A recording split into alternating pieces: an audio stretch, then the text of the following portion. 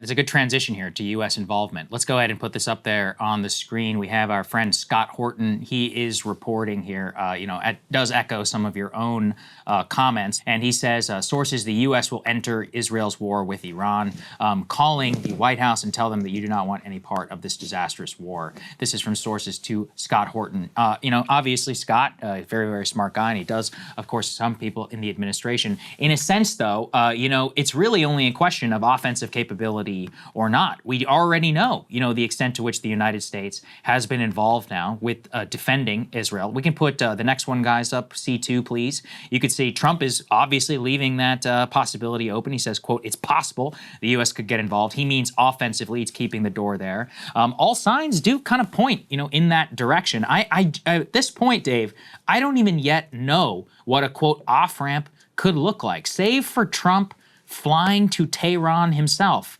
If you're the Iranians, why would you meet with Steve Witkoff again? Why would you, have any credibility at this point for a U.S. negotiator? And by the way, you don't even have a negotiator to send because Israel killed him.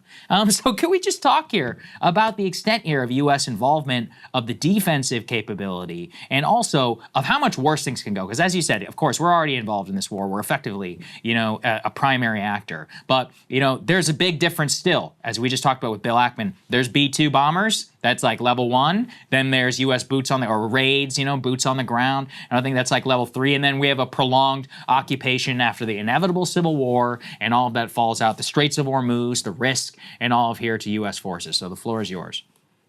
Yeah, well, I mean, what the military was telling George W. Bush back in 2007, that we wouldn't have escalation dominance. Like, the idea of that is that we can't control their next move. Yes. And so you could sit here and say, like, let's say, like Axios was already reporting the other day that Israel is asking us to join in because, they always talk a big game about how they can do it themselves. They actually can't do anything themselves. They can't even exist by themselves. That's why they always have to say, doesn't Israel have a right to exist? Meaning you got to help us exist.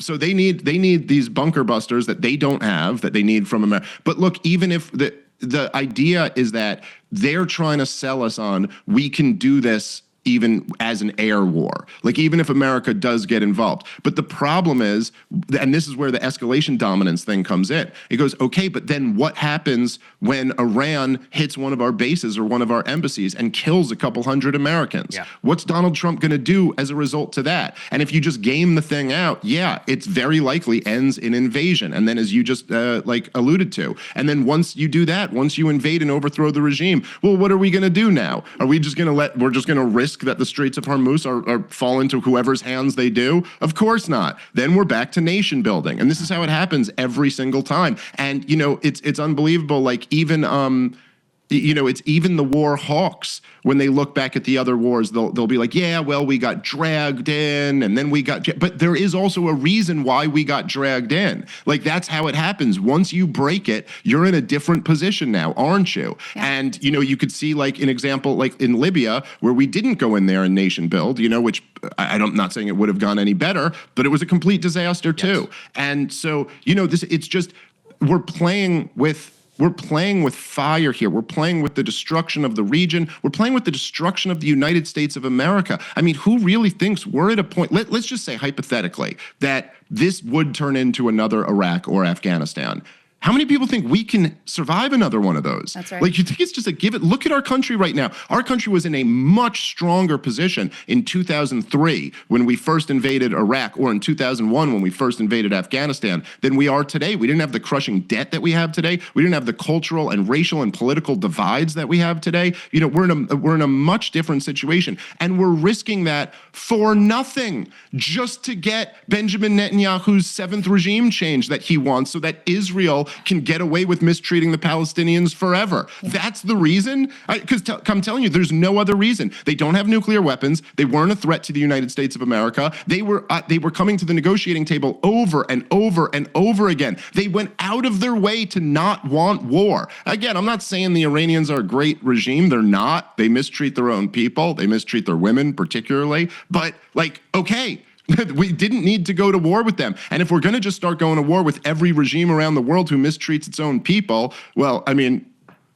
We could start with the U.S. and Israel if we wanted to do that, but or we could go to war with every regime in the country and in the world. Yeah. So it's just madness. No, that's exactly. Put C6 up on the screen, guys, because I thought this was a pretty good analysis from Haaretz and gets to some of what you're saying here. It's the headline here from Amir Tibon, who we've had on the show, who's a very thoughtful guy. He says, Netanyahu is counting on Trump to finish what Israel started in Iran. Israel doesn't necessarily have the firepower to take out each and every element of Tehran's nuclear program unless Iran attacks American targets. The next phase of the war is largely in Donald Trump's hands. And here's how this logic goes, okay?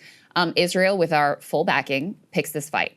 Now they say, well, we can't actually do everything we needed to do without you. So we need you involved here. And oh, by the way, the Iranians aren't going to come back to the negotiating table. So, you've got to get involved because the negotiations are dead and there's no other alternative. Okay, now we're, helping the Israelis strike the Iranian nuclear sites. And by the way, let's be clear. It's not like all their targets have been nuclear related. The targets have had some nuclear-related elements, nuclear scientists, et cetera, but this has been aimed at regime change. So let's say you get your wish and you destabilize the country. Let's say they take out the supreme leader, as they are projecting that they want to do.